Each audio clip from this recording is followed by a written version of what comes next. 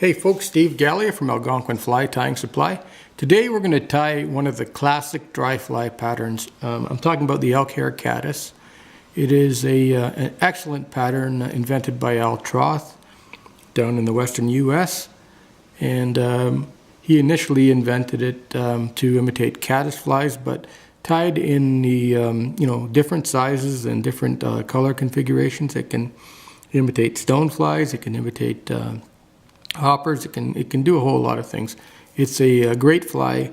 One of the two, the other being the Adams, that if you had those in your fly box in different sizes, you'd probably catch trout on the surface anywhere in North America. So it's an excellent pattern to tie because it's an easy one. Doesn't take a whole lot of material, and it's just highly effective. So let's begin. A lot of people, by the way, tie this in variations. I'm going to give you the original Troth pattern because who am I to argue with that? But once you have that pattern, you can modify it and tie it in ways that you feel are suitable for your waters. So we'll start by laying down a base of thread. In this case, I am using an 8/0 camel colored thread. You might want to use a 6/0 because there's going to be a point where you're going to have to cinch down on some elk hair. The hook, by the way, is a size 10 Mustad 94845, which is a barbless version of the 94840. It's a really nice hook. Again, another classic hook for a classic fly. So I've laid down the base of thread. The next thing I'm going to do is put the gold wire in. The gold wire is going to come in handy. It's sort of the linchpin of the whole fly, and it's going to counterwind against the hackle to keep the hackle in place, but it's also going to make the fly a whole lot more durable. So it's really important that you get this on right, and that you make sure it's cinched down. So I'll just take that extra bit of time and do that. So there it's on. The next part of this fly is to lay down a base of dubbing to get the body in order. So I've waxed, put some dubbing wax on the thread, as you can see, and now I will get my my dubbing. The dubbing I'm using is a dry fly dubbing, specifically for dry flies. That means it doesn't absorb a lot of water.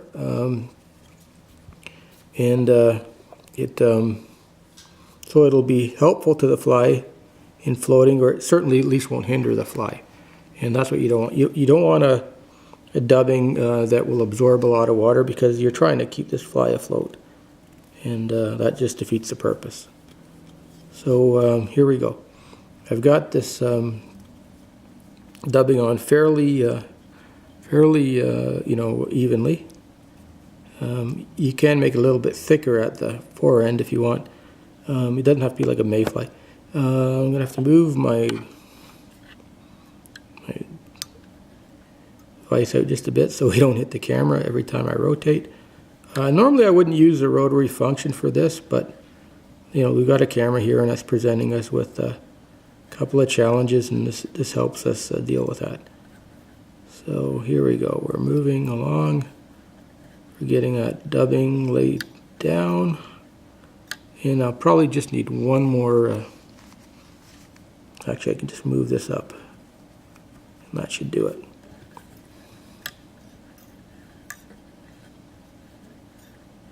And there we go. We've got a nice dubbed body there. I'm going to stop my vise from rotating, throw a half hitch on there, and the next thing is to find a hackle. I've got a Coachman hackles here, and I'm going to find one that'll work really nicely with a size 10 fly, and I believe I've got it right here. So here's my hackle. It's nice, but it's kind of webby. I'm going to remove all these longer fibers because they're probably not good for the size of this hook. A little bit big. and get rid of all the webbing at the same time. And now the way a lot of people will tie on their hackles is they will clip a few barbs on each side so you have something to grip onto and tie it in. And that works great. It's a good way to go. On this particular fly, I like to keep the stem long for a couple of turns. And then what I do is I go around it a couple times fairly tight,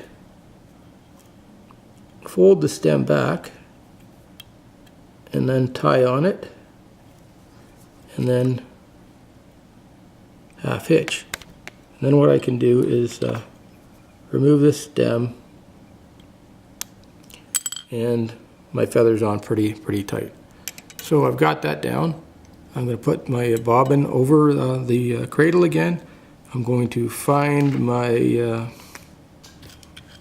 my hackle pliers, and then I'm going to lay down the hackles by rotary again. Now, on this particular fly, you can lay down your hackle sparse, or you can lay it down thick, depending on the type of water you're going to fish it in. The water I have in mind for this fly, hackle plier lost its grip. The water I have in mind for this fly is fairly fast and turbulent. Well, not horribly, but I like a lot more hackle on this fly, just to make sure it stays afloat, doesn't drown so quickly. So that's a pretty good amount right there. And now what I've got to do is take that gold wire and counter wrap. So I'll start by getting in front of that. And when you're doing this, with this wire, you're just going to wiggle it back and forth till it finds its way through the hackles without compressing them too badly. You know, so I guess I could use a rotary function on this, but I like to take my time on it, try to get it right, and just get it, sort of wiggle it through there.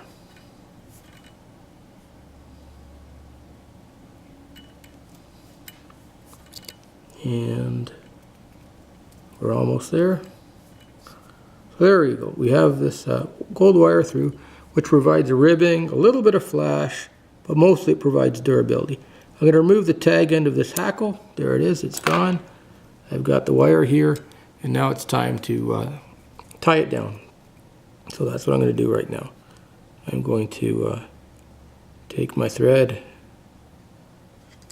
run over this a couple of times. It's not likely going to go anywhere. This wire is pretty solid and stays in place, but there it is. I've removed or tied it down. I'm now going to take a pair of scissors I use for wires, exclusively for wires, snip it. I'm also going to slip some of these hackles that sort of got moved forward. So there I've got my wire down, the hackles are down.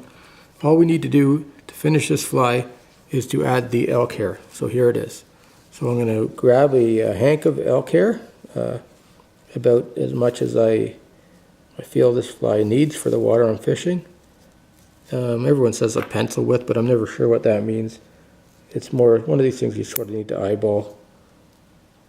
So I've got a fair bit of elk hair here. I'm now going to get my hair stacker, and I'm going to put this elk hair first in the stacker. Do a few order in the quarts. Bring it up with the tips. Actually, I want the tips. Tips are this way, I'm sorry. So I want the tips forward. That didn't quite work. They stayed in the stacker. So let's do this again. And now let's try it. And here we go. So we've got these hairs in there.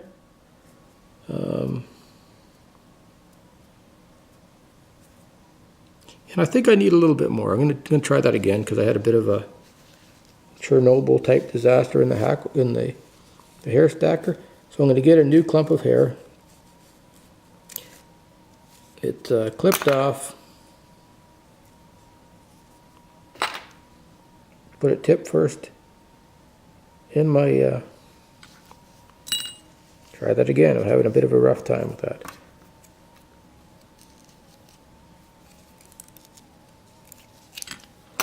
I got some hair. I'm going to remove all the underbody of that hair. I'm going to put it tip first in my hair stacker. Going to get the main body, bring it down, order in the court, bring it up, and slowly bring it out. And finally we've got it right. So I grab this hair, grab it from the back end, again get out anything that seems unnecessary or out of place. And I'm going to bring it to my fly and I'm going to make a measurement because I want this to sort of not go much past the bend. So there it is. I've got that the way I want it, except for a few things here that don't belong. They're coming out. And there I go, I've got that. And now I'm going to clip it fairly close to where I'm going to tie it in. So I don't have to do much clipping later on.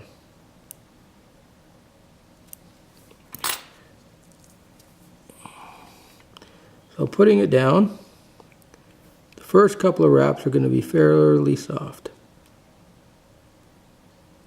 1, 2, and the third one I kind of come up. And there you go. That is perfect. I've got that exactly how I want it.